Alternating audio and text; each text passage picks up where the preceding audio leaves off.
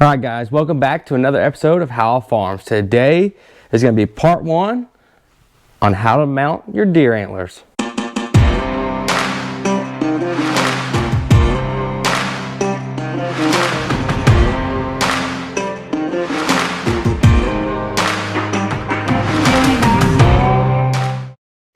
All right, these are the two we're going to work with. This one I've already prepped. This is one we're going to work with today because it's not prepped. So, I don't get flagged on YouTube. We're going to start with this and not the actual head. If you have the whole head, I just took a Sawzall, if you're holding the antler, go about right behind the antler, straight down, and then come right in front of the antlers and go this way with the Sawzall. You pull it out, dispose of the brains, and this is what it's going to look like. If it's glistening, I just pulled this out of the freezer. So, today we're going to show you how to prep this.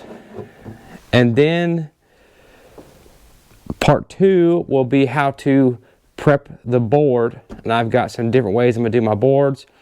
These are all pallet wood that I've used in the past. But I like to do it a different way with pine now. So I'm going to show you a different way to do that. But that is a pallet board. So part one is going to be prepping the antler. Part two is going to be the board prep. And then part three is going to be putting it all together. So first thing we need to do with this is get all the hair off. If you have freshly cut this, best thing to do is go ahead and cut the skin off it. I got this brought to me by a young man at church. This was his first buck.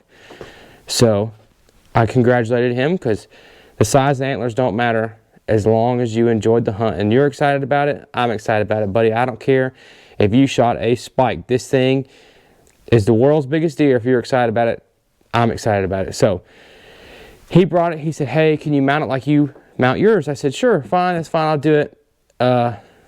It's going to be a while. I'm not going to turn it around right now.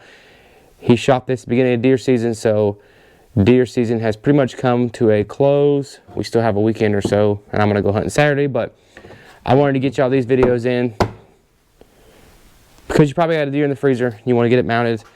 And taxidermist prices are outrageous.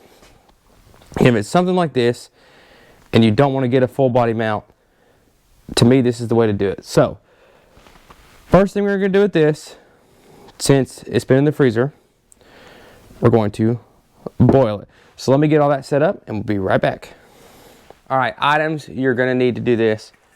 Get you a old pot. Now don't go in your mama's kitchen and grab a pot, or don't go in your kitchen and grab your wife's favorite pot because it's going to stink. It's going to be gross. She's not going to like it, so don't do it. This is an old pot my parents had in their cabinet, and they said they were going to get rid of it, and I can have it. So it's an old pot. Got a gas burner here, propane bottle, and a way to light it. So let's get the water boiling before we drop the antlers in.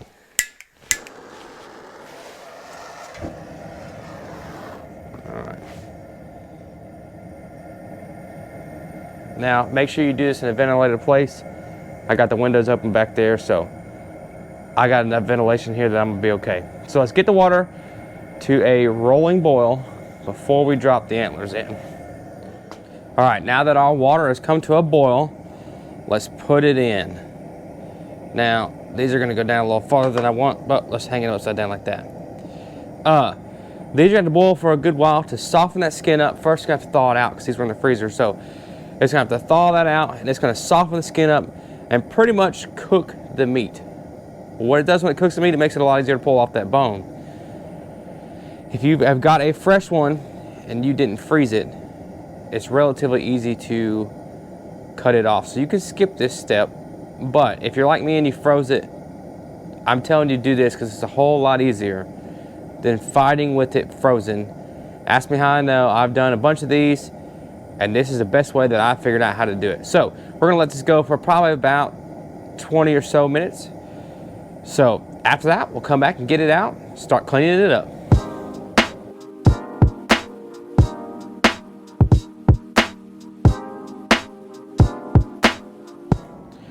All right, guys, let me put a little plug in real quick. This is a Burns-O-Matic propane torch adapter thing for these 1 pound propane bottles. You're gonna need this for part two.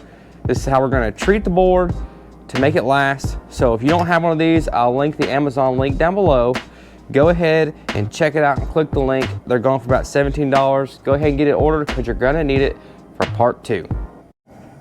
All right, it's been boiling for about 15 minutes, so let's pull it out and kind of take a look. You see how that meat's all turning brown? And you can't really see it real well, but it's cooking it. You see how the skin's starting to come off? This is what we want, guys. This is gonna keep us from having to work real hard to get it off. Now, it's still kind of hard, the skin is, so we're gonna let it go just a little bit longer and try to cook it up just a little bit more.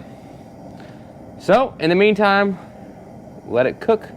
Go get you a snack, something to drink, and just enjoy the warmth because it's cold in here. So, let's check back in a few minutes. All right, it's been in here long enough and it's ready to come out. So, let's go ahead and cut the gas off. Let our burner go out. The water starts boiling. Let's get it over here on our workbench. All right, now that we got it boiled, let's go ahead and get our sleeves out of the way because we don't want to get gross. There's a couple tools you're gonna need. I always wear good pair of rubber gloves. It does sometimes stink, and I don't want to get my hands all stinky because I got little girls, and they don't like that. So, good pair of gloves, a nice razor blade. This is a Gerber knife. If you want to buy it, I'll link it below too. A wire brush, and some picks. I don't necessarily need these, but they're good to go ahead and have on hand. So let's get the rubber gloves on first, because we're going to start cutting the skin off. You can push the wire brush and picks to the side. We're not going to need them right now. So what I'm going to do is get these gloves on. My hands are sweaty. Go straight down the middle first. Just cut through the skin. Wow, this razor blade keeps coming out. All right, lock it in there. Make sure your razor blade's locked. You don't want to cut your hand. Cut straight down the skin first. So we split it in half. And then it pretty much comes off, guys. Just cut around the antlers, the base of the antlers. See? Try to get the skin off. Now, if I wouldn't have boiled that, man, you'd have been fighting here for an hour trying to get this off. So I'm going to go around the base of the antler, just kind of cut. And it's pretty much going to come off, and man, does it smell. I guess they smell because they've been in the freezer so long. I'm not real sure, but like that. Look how easy that was. Man, it come right off. I have fought with these for hours before I started boiling them. I said, why am I doing this? There's got to be an easier way. Well, I put that mug in the boiling pot of water, and guys, it comes right off. So let's get all this cut off, and then we'll go to the next step. All right, little trick. Take your razor blade, hold it in the hand like this, put your thumb under here, go around the base of the antler right here, and scrape away from it. It will scrape all that stuff right off. Just be careful, don't catch your hand. But we're just gonna go around it and get all the meat off. And make sure you get it off, because once it gets dry and hard, it's gonna be kind of hard to get off. So I like to just go around all of it 2 or 3 times just to make sure you get every bit of it. Then you can tell it's already starting to dry back out. You see how it's turning white? No, this is still kind of wet. So just go around it. Take your time. There's no rush right here. And here, just take your knife and go down this. It's just some meat that's on the side of it.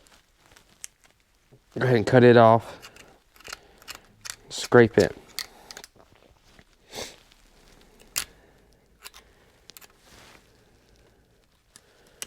It's got a weird little formation right there with the bone. So just kind of get as much of the meat off of it as you can. All right, next step, once you've gotten all the stuff off with the razor blade, is pick up your wire brush, a wire brush that get all the little meat particles off it that you can, and then we're gonna shape up the antler skull. So I've already done all that. So now, let me get the belt sander over here. We're gonna shape the skull up.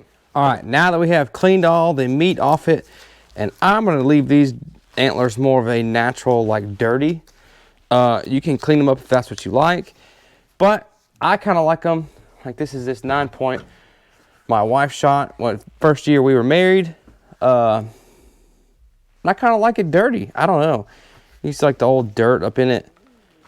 It just shows it like the day we killed it. So I'm gonna leave these ones dirty. Now you can get that wire brush up in there and scrape all that off if you want to, make it look a little neater. I'm not gonna do that. So now I've got a belt sander right here, because what we're gonna do is, let me grab a piece of scrap wood, or well, I'll just use this. We got to make it to where it's gonna sit on here right. I like to sit a little forward, so it's not you know, right on the board. I like to sit a little forward, and I like the bottom to be somewhat flush. See how it's kind of even right here, it's like level. You can see that. So we're going to take this sander, sand the back to where I like it, and then we're going to sand the bottom like that to where it is square to the ground, or whatever you want to call it. So we'll run it like that, shape it up. But first, I want to get my angle here going, get that like I like it, and then we're going to come back and square the bottom up. So this is a belt sander. If you don't have it, you can use a Dremel tool with a sanding wheel on it. I've done that. It works really good. You can set sandpaper on the thing and sand it down. I'm sure you could cut it with a saw. This is just the easiest way. This is the best tool I have to do this with. Makes it a whole lot quicker. So I'm going to use this. So first, let's get our angle like we want to mount it, and we're just going to grind it off in there till it's flat.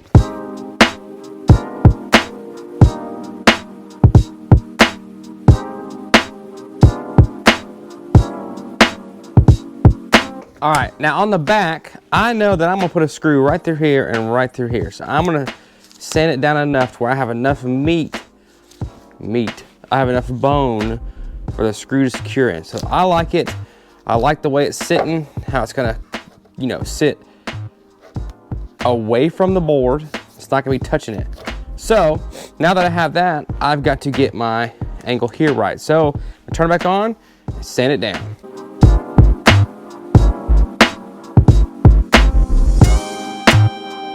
All right, now that we have it level and level back here, that is going to conclude part one. We've got the antlers prepped. Now the next step is to get our board prepped. So that's going to be part two. Like I said, if you don't have the propane, I'll link it below. If you don't have this, I'm sure everybody's got a razor blade, but this is a nice Gerber one. I'll link it below. I use this to skin deer and a whole bunch of other stuff. It's a great knife. But that is the end of part one. Our antlers are prepped and ready to go. Now we've got to make our board. That's going to be part two. And then part three will be the mounting process. So until next time, see you on the farm.